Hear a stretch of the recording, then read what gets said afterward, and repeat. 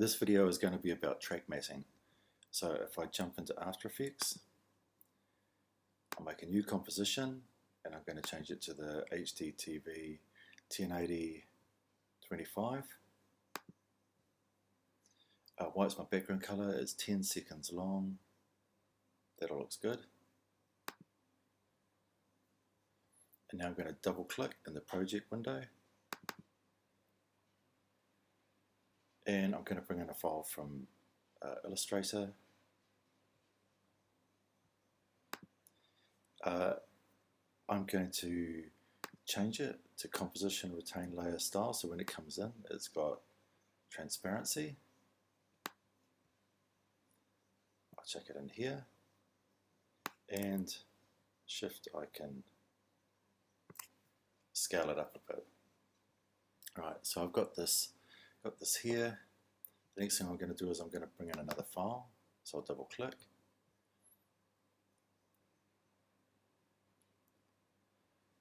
Just going to go to a file here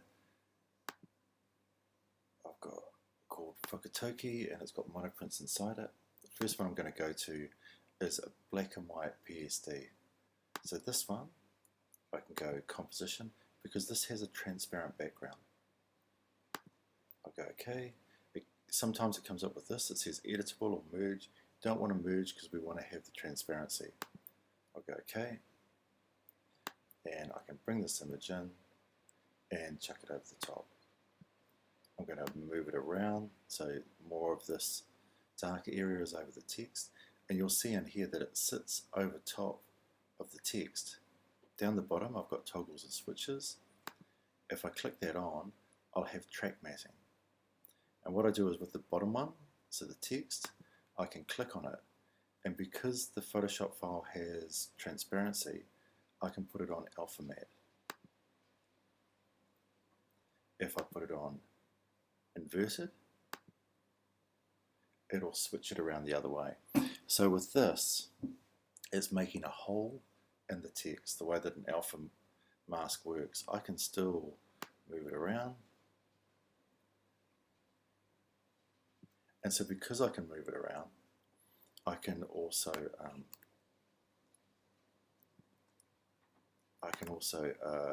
use the position of it. So if I drag it right off, go P for position, click this, I'll move it along 1 second, and I can drag it in until I get the area I want. I can still do all this sort of stuff of kind of moving the curvature, so when it comes in there's a little bit of a bend to it. I can also hit things like R for rotation. Actually I'll hit Shift P so I can see the keyframes for position. So at the beginning maybe I'll let it come in, and then when it gets to about here, click the keyframe for rotation, go to the end, and I'll give it a little bit of movement. Move the timeline in a bit. If I hold down the shift key, it'll click to that position. Hit the play. It's pretty fast and it's hard to see what's going on, so what we'll do is we'll grab these keyframes and we'll drag them out to 3 seconds, so everything's going a wee bit slower. I'll drag the rotation keyframe in a bit, and let's play it.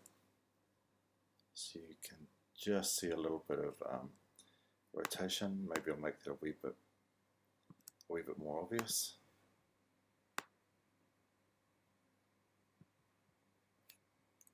Hit the spacebar again to play it. Yeah, now we can see the rotation coming in. Now these layers, even though they're linked together, are kind of independent. So I can still come in here, I can go to the text, and with this one I'll go P for position, and I'm going to move that along a little bit, hit the keyframe, that's where it's going to end, and I'll go back to the start keyframe and I'm going to push it So now we have a lot. So it moves in as the texture comes in across it.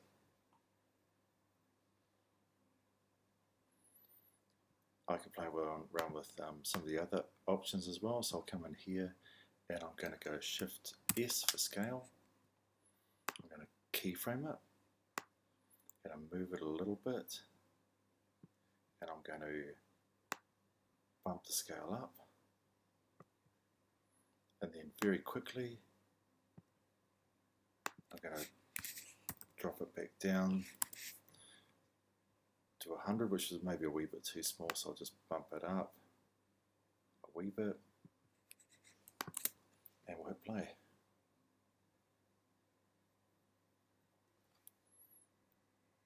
I want that scaling to work a little bit faster, so I'll just move these keyframes closer in together.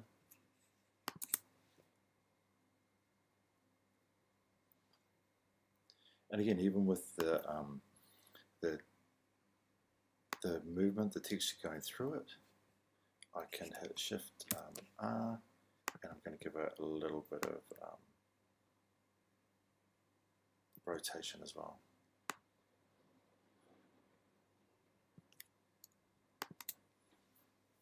So we've got scale, rotation. Just going to move this one back so that the rotation, if I hold the Shift key, it'll snap to these so that it's happening at the end of that scale. So it kicks in quite quickly. In fact, I'll even push it back so the rotation starts when the scale's at its biggest. So when it comes out of it, it looks like it's already spinning. So we've got all of this, and what I can do is I can select all. So I've got all of these layers, and I can go layer, pre-compose. So this turns that into a composition. I'll give it a name. It's kind of like doing a group. Move all attributes, I'll go OK. And you can see that we have this one composition. If I double click it, then it will open up the layers where I have all of this stuff. So I'll go back to comp, and now if I just change this down a wee bit so it's a wee bit smaller, I can duplicate this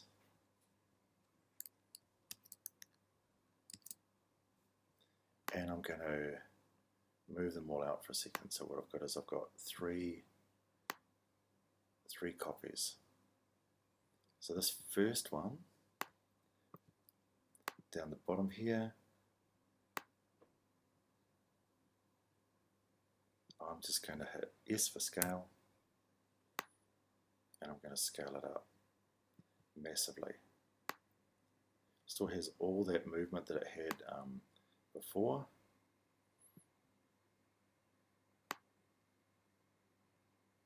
I can even crop it a wee bit, so I'm going to bring it into this stage, go Option, left square bracket, and push that down to the beginning. And the reason for this is I'm going to hit the P for position. I'm going to move it off the screen, and then very quickly I'm going to move it so it comes down. So this is what we've got. We've got this one coming in.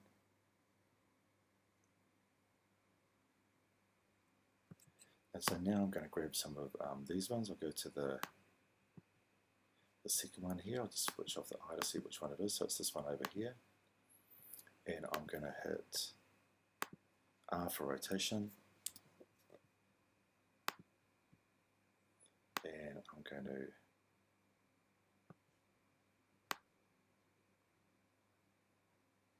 rotate it in a wee bit.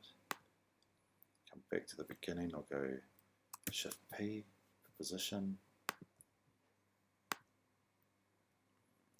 and in here somewhere I'm going to move it so that it comes across the top. It still has the texture and everything through it, and those textures are holes, so you will see that this texture goes across, and it just goes dark blue because it's showing the dark blue image underneath. What I'm trying to do is I'm trying to create something that looks a little bit thunderous. So it looks a bit kind of wild and woolly. So the same with this one. I'm going to go P for position, get it there.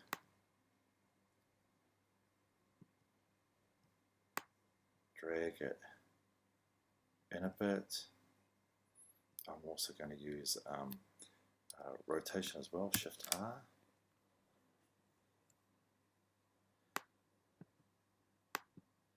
And I'll go at the keyframe there, and I'm going to move that rotation the other way, and I'm going to hit scale about here, so Shift S. Move it slightly, and then scale it right up.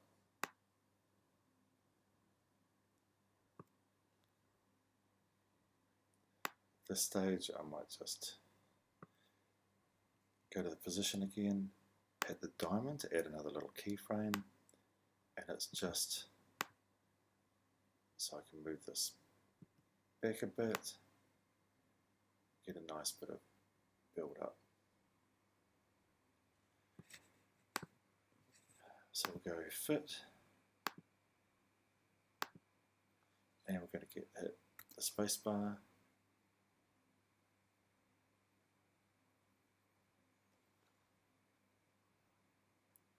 Hit play again.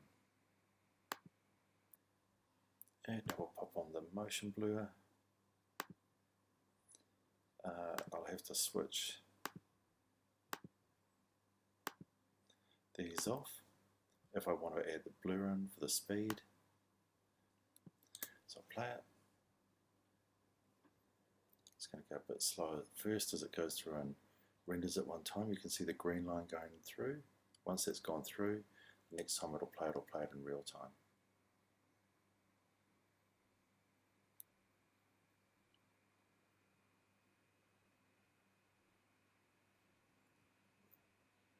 So we're getting a bit of that build up happening. All of these things you can go through and do what you're used to, which is playing around with the graph editor. So let's have a look at this one. So let's go to this. We'll go P for position. So this we can now go graph editor. We've got the speed graph. Make it a bit bigger, and we can see that it's speeding up, but it's coming in a bit slowly. So let's do the opposite. We'll put this one so that it's starting off slowly and that it's coming in pretty fast.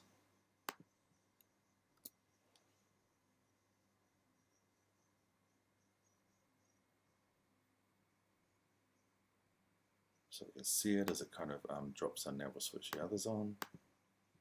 Jump out of the graph editor. We'll go through and render it, and then it'll play in real time. So it drops in a little bit faster. So we're starting to add a little bit of kind of dynamic nature into the work. So with one of these, I'll bring in the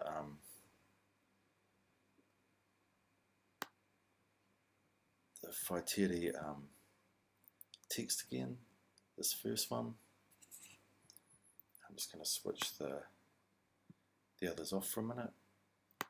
If I double click this and I have a look, I'm going to take out the black. I'm going to double click in here, and now what I'm going to bring in is I'm going to bring in an image that doesn't have any transparency. Because if an image doesn't have any transparency, I can drop it in over the top. What you do is this time, if we go switches and in toggles, instead of an alpha, which does nothing, we can put it on Luma. To switch the eye off beside it so we can see it, and we have Luma inverted. So now you can see this isn't exactly clear. So what we can do is we can come over to effects and presets, and we can make that a bit more obvious by going to the levels. We drop the levels in there. Essentially what we're doing is we add more contrast, and if we add more contrast, this becomes more black and white, and the Luma mask becomes more obvious. So you can sharpen it and enhance it by using the Luma. That one, I haven't actually moved the mask at all, but we'll leave it like that. Again, if I want to make this a composition, I can grab those two. I can go layer, pre-compose, I'll call it Luma. Now if we go back to our first comp, and we switch all those others on,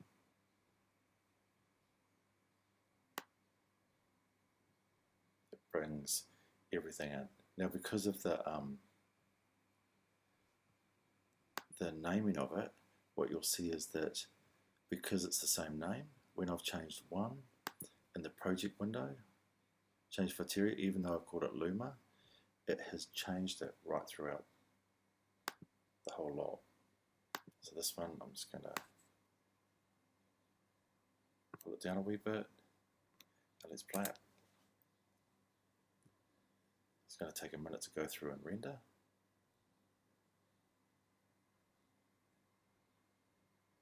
So the Luma is just a slightly different effect to the other. It's still giving you transparency, just in a different way. It brings things in with a little bit more grey. So this is the difference between Luma and alpha matting.